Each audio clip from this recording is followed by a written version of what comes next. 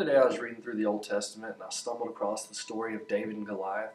One of those stories that I'd heard so many times as a young kid.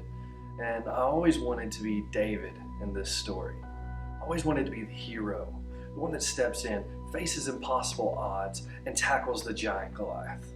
I always wanted to be David.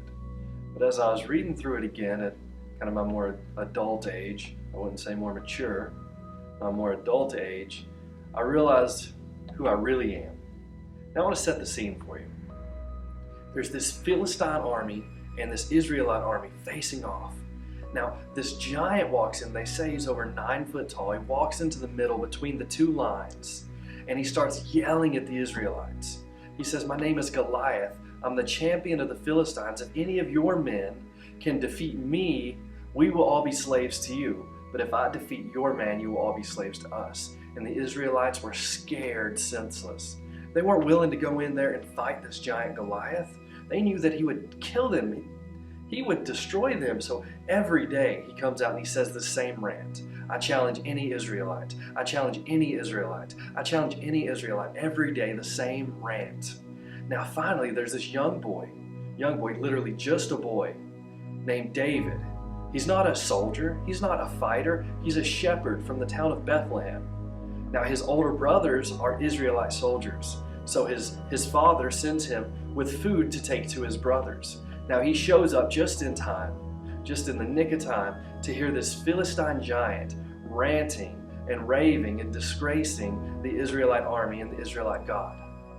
Now this upsets David, so he goes to the king of the Israelites, he goes to Saul and he says, "I will face this giant, I will destroy this giant, and we will be okay."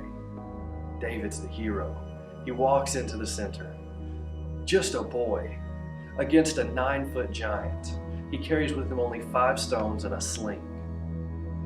This giant comes up, they face off against each other, and David just starts whirling the sling around his head, and he slings a rock and he hits the giant in the head, and essentially he kills the giant with nothing but a sling.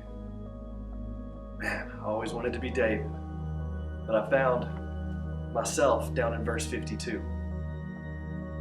And in verse 52 it says, "When the Philistines saw that their champion was dead, they turned and ran.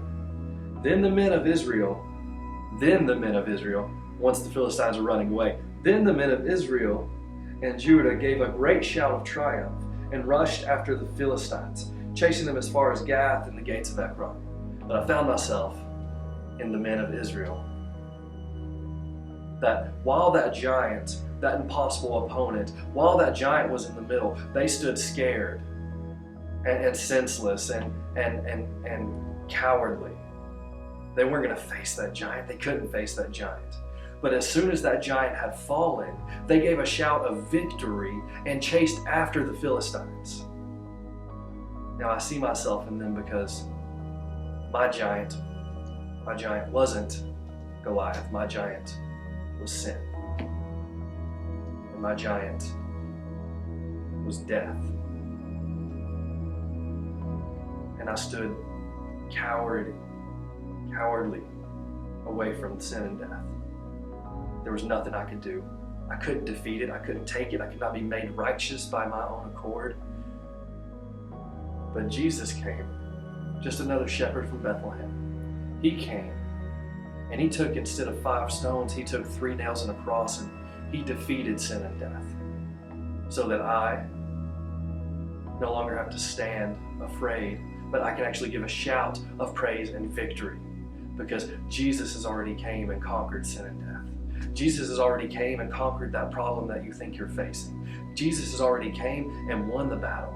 He's already made you righteous through him. So whatever it is you're going through, whatever giant you're facing today, you can know that that giant doesn't stand a chance, that that giant's actually already been defeated by the love and sacrificial love of Jesus Christ. You have that hope to cling to today. Go ahead and shout.